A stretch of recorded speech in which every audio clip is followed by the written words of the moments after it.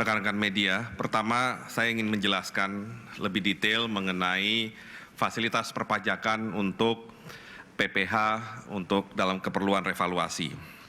Seperti disampaikan oleh Bapak Menko, kita akan memberikan fasilitas berupa pemotongan tarif PPH revaluasi untuk perusahaan, baik perusahaan BUMN maupun swasta, maupun ini juga bisa berlaku untuk individu, ya, terutama individu yang melakukan pembukuan. Jadi individu yang punya usaha melakukan pembukuan juga bisa melakukan revaluasi.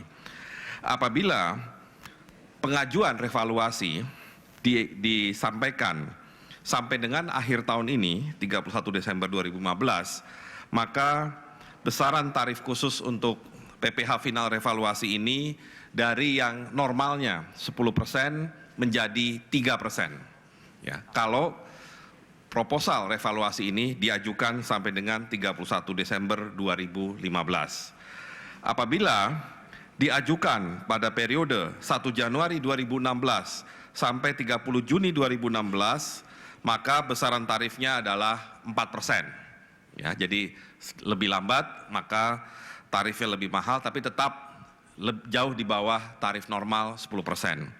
Apabila pengajuannya 1 Juli 2016 sampai dengan 31 Desember 2016, semester kedua tahun depan, maka besaran tarif khusus PPH final revaluasi menjadi 6%. Masih di bawah 10%, tetapi lebih tinggi daripada 2 periode sebelumnya.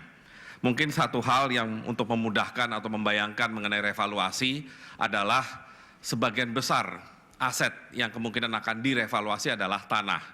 Bisa bayangkan rekan-rekan media, kalau ada yang ingat ada gudang Bulog di Jalan Gatot Subroto, ya, yang sudah ada kalau tidak salah sejak tahun 70-an.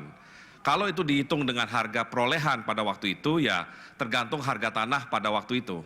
Tapi saya yakin pada periode hari ini, gudang Bulog di Jalan Gatot Subroto itu harganya sudah mungkin beratus kali lipat dibandingkan secara rupiah, ya, dibandingkan dengan harga pada waktu pembelian tahun 70. Jadi otomatis kalau ini Bulog yang melakukan revaluasi dan Bulog itu gudangnya tersebar di mana-mana, kantor pos juga di mana-mana, maka otomatis nilai asetnya akan melonjak.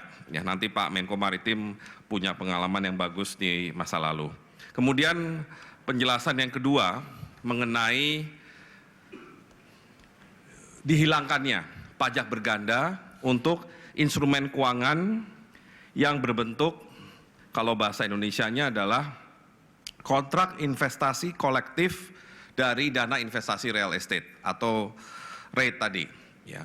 Nah, tadi sudah disampaikan oleh Pak Menko, ketika melakukan transaksi ini ada perusahaan yang dibuat dengan tujuan khusus, yang tidak benar-benar melakukan transaksi, hanya untuk menampung aset-aset yang dijadikan bahan untuk melakukan investasi tersebut. Maka di masa lalu, baik perusahaan yang dibuat dengan maksud khusus maupun transaksi realnya, dua-duanya kena pajak. Tetapi dengan PMK yang akan segera kami keluarkan minggu depan, maka pajak berganda ini khususnya di perusahaan dengan maksud khusus tadi itu dihilangkan. Jadi cukup single tax. Jadi kalau saya sampaikan untuk kepentingan PPH, maka KIK Dire ini, ya, KIK Dire ini dianggap satu kesatuan yang tidak terpisahkan dengan perusahaan yang tadi dibentuknya. Dengan demikian, tidak ada pengenaan PPH atas dividen dari Special Purpose Company kepada KIK Dire, sehingga tidak ada double tax.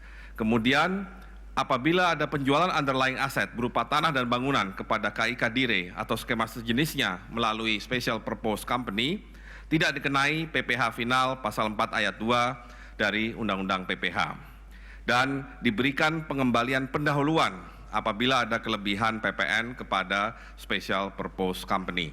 Jadi diharapkan dengan adanya fasilitas ini, instrumen KIK Dire atau REIT ini bisa muncul di pasar modal Indonesia dan bisa menarik REIT yang selama ini dilakukan oleh perusahaan Indonesia di luar negeri ke Indonesia.